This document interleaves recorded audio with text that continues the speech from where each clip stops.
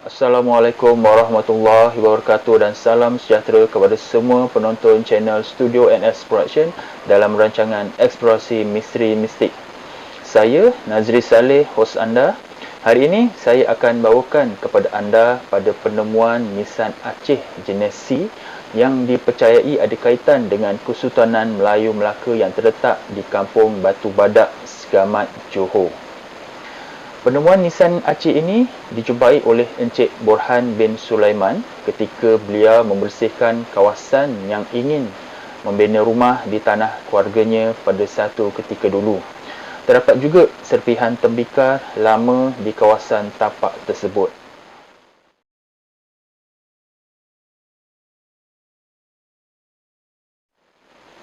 Sebelum saya teruskan video ini, bantu saya dengan tidak skip iklan ketika menonton video di channel ini. Subscribe channel ini kepada yang belum subscribe dan share video ini. Semoga ramai yang akan dapat manfaat.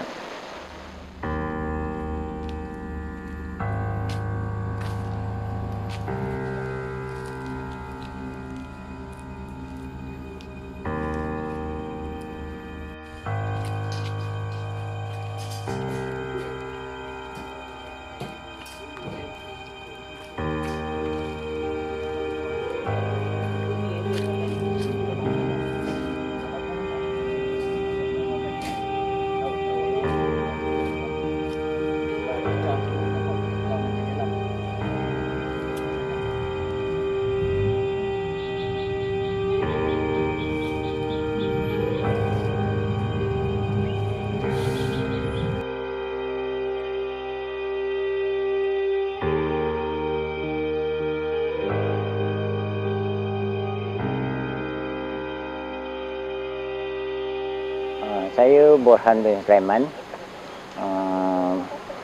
Ni Kampung Batu Badak, Segamat Johor. Segamat Johor. Ketika saya jumpa batu nisan ni, ketika saya mula-mula nak buat rumah di sini dulu, saya membersihkan kawasan ni. Jadi saya terjumpa batu nisan ni. Jadi saya jumpa batu nisan ni dan saya bertanya mungkin ada kubur ke kawasan dekat tempat yang saya nak buat rumah ni. Jadi saya bertanya dengan atuk saya lah. Jadi atuk saya menyatakan bahawa memang tak ada kubur kawasan ni. Yang ada dulu dengan apa, ada orang yang tinggal dekat sini dulu, buat rumah kat sini dulu, adalah yang mengikut sama dengan Menara Tepuk daripada Melaka lari ke Segamat. Dia duduk dekat sini, dia tak pergi ke Kampung Lubuk Batu. Menara Tepuk terus pergi ke Lubuk Batu. Dia terus naik dekat sini, dia terus buat kediaman dia dekat sini. Jadi saya tanya atuk saya, memang betul tak ada kubur? Memang tak ada kubur, dia kata.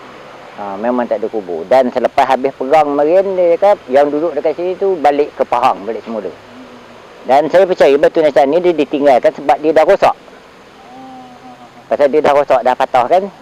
Sebab apa, dia hanya ada satu je. Kalau ada kubur, dia mesti ada sepasang kan. Sepasang. Lepas tu dia ada satu saja.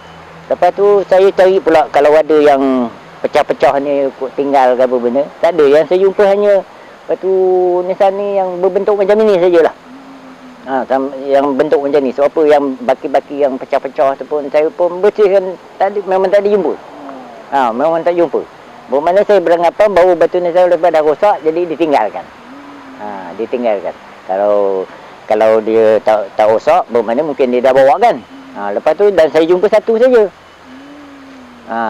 Kalau kubur mesti biasanya ada dua lah, sepasang batu nisan. Jadi kita beranggapan bahawa batu nisan oleh sebab dah rosak, dia tinggalkan. Jadi dia pun masa nak pindah balik ke Pahang, jadi batu nisan ni tinggal lah.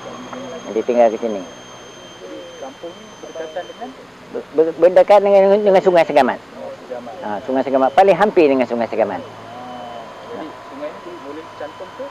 Sungai ni boleh bercantum ke Lubuk Batu, boleh bercantum Sungai Muar dan boleh bercantum ke Negeri Sembilan dan ke Pahang. Jadi batu nisan ni memang jumpa dekat tapak rumah. Tapak rumah saya jumpa memang, dan saya jumpa satu saja. Itu saya tak ada lagi jumpa. Yang lain-lain memang tak ada, hanya satu saja. Saya jumpa ni dah kawasan tapak rumah. Yang lain-lain tu ada serpihan serpihan seramik, pinggan-pinggan yang pecah-pecah tu memang adalah ditinggalkan. Itu saya nak tahu siapa yang duduk. Saya tanya atuk saya dulu, siapa yang duduk kat sini. Bermakna ada penempatan dulu dekat sini. Jadi atuk saya cerita itulah, dia cakap yang duduk kat sini dulu yang sama lagi-lagi dengan Bendahara Tepuk daripada Melaka dulu. Jadi Bendahara Tepuk terus ke kawasan Kampung Lubuk Batu. Dia ni naik dekat sini. Jadi dia buat penempatan kat sini, duduk kat sini. Selesai habis dia perang dulu marin, jadi dia pun pindah balik ke Pahang. Mengikut Sungai Segamat masuk Sungai Muar, terus balik ke Pahang. Kebetulan memang sebelah rumah dekat dengan kubur lah. Ini kubur ni memang kubur. Ini kubur kira ketika masa itu belum ada kubur lagi. Belum ada kubur lagi. Tahun-tahun dulu kubur. Rasa saya kubur ni pun dalam tahun 40 lebih lah. Saya berharap kalau boleh pihak-pihak yang berkenaan, yang terlibat benda ni buat kajian kan. Ini sebagai bukti bahan sejarah kan, buat kajian. Kita nak tahu benda-benda yang macam ni, sebab kita pun jumpa zaman kita tak ada lagi benda-benda yang macam ni kan. Jadi kalau pihak kerajaan dapat menganukan barang-barang ni, bermakna bukti mengesahkan bahawa barang-barang ni berapa sejarah yang paling lama kan, bersejarah kan. Jadi supaya masyarakat yang hari ni pun dapat tahu ini peninggalan barang sejarah ketika tanah Melayu dulu macam mana kan. Jadi kita berharap macam itulah, kalau ada pihak-pihak yang terlibat boleh buat kajian. Ada sama dia nak simpan benda ni ke kan. Sebagai bahan sejarah. Ni bahan sejarah ini penting ya sebenarnya. Bahan sejarah. Jadi saya mengalu-alu kan, kalau ada siapa pihak-pihak yang boleh jumpa saya, tak ada masalah. Boleh jumpa saya, kalau dia buat kajian apa benda ni boleh datang jumpa saya. Saya boleh cerita setakat mana yang saya tahu je lah. InsyaAllah itu saya memang boleh beri kerjasama lah. Berdasarkan mata batin saya, memang kat sini memang tak ada kubur. Cuma dijumpai batu nisan sahaja. Tak ada kubur. Maksudnya tak ada kubur yang berkaitan dengan sejarah. Nisan Aceh. Memang tak ada. Dia cuma mungkin dulu ada penempatan kat sini. Yang abang tu cerita yang orang dulu dah berpindah ke Pahang, kemungkinan lah. Ada penempatan sebab ada kaki apa buat rumah tinggi tu kan, dia ada kaki batu kan, ada kaki batu rumah. Ada.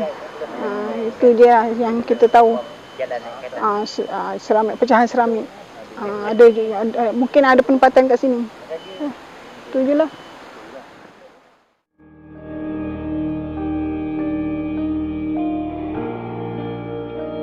Bendahara Tepuk merupakan seorang bendahara Melaka ketika zaman pemerintahan Sultan Mahmud, iaitu zaman kejatuhan Melaka kepada Portugis.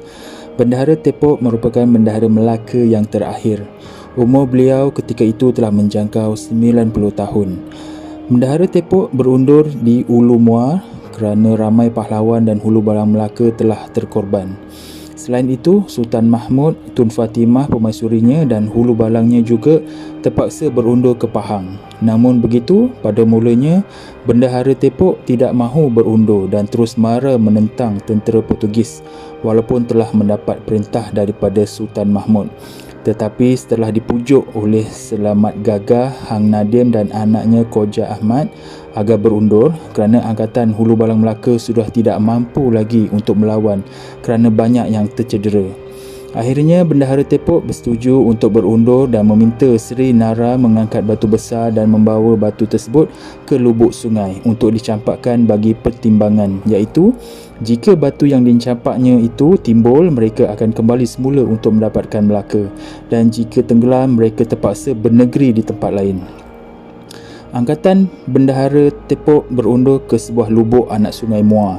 Di lubuk itu, Bendahara Tepuk telah mencampakkan batu yang dibawanya dan telah ditakdirkan batu itu tenggelam. Sejak itu, tempat tersebut dinamakan Lubuk Batu. Selepas peristiwa itu, Selamat Gagah membawa Bendahara Tepuk itu sangat segera. Selepas itu, jajahan itu dinamakan Segera Amat, iaitu pada masa kini dikenali sebagai Segamat. Apabila Bendahara Tepuk itu meninggal dunia, jenazahnya dimakam di Lubuk Batu. Oleh sebab itu, Bendahara Tepuk juga dikenali sebagai Bendahara Lubuk Batu.